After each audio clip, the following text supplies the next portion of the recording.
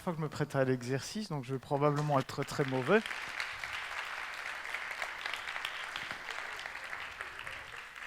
Là, comme tout le monde. Ouais. Moi je prends quand même un accessoire parce que j'ai un peu vieilli. C'est pas sur l'Alzheimer, mais presque. L'autre jour, j'étais dans ma cave. Et au moment d'éteindre la lampe, une pomme de terre tombe de l'étagère. J'étais bouleversé. Il n'y a pas d'interrupteur pour la gravitation alors qu'il y en a un pour la lumière dans ma cave. Je me devais de faire quelque chose en tant que spécialiste de la gravitation. Comment peut-on éteindre la gravitation et sauver ainsi toutes les patates de toutes les caves du monde?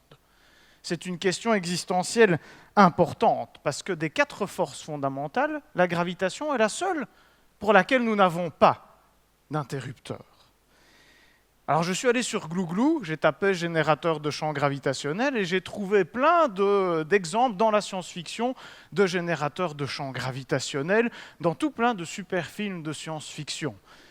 Or, on voit que ces champs gravitationnels ont tous le même point commun, ils consomment une très grande quantité d'énergie électrique.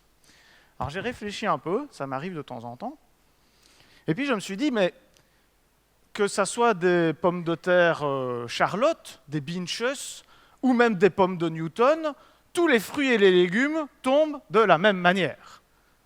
En théorie d'Einstein, toutes les formes d'énergie tombent de la même manière. Mais si elles tombent toutes de la même manière, alors elles doivent aussi produire de la gravitation de la même manière. Et donc, si on utilise des champs que nous maîtrisons bien, par exemple les champs électromagnétiques, alors nous pouvons donc produire aussi de la gravitation.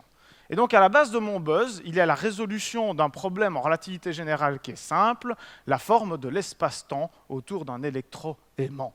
Et utiliser des électroaimants, comme ceux que vous avez dans les systèmes d'imagerie médicale, pour produire de la gravitation en laboratoire. Alors, à quoi ça sert? Eh bien, ça servira d'abord à de la science fondamentale. C'est une manière tout à fait révolutionnaire d'étudier la gravitation. D'habitude, on étudie la gravitation avec des champs permanents. Si vous voulez enlever la Terre, prenez votre pelle et commencez à creuser pour évacuer les gravats.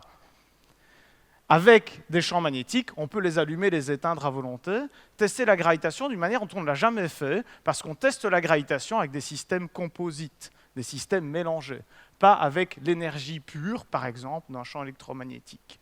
Ça permettrait par exemple d'étudier 2 forces fondamentales, la gravitation et l'électromagnétisme, mises ensemble, pour voir si elles se comportent bien, comme dans la théorie d'Einstein, ou comme dans les théories unifiées de la physique.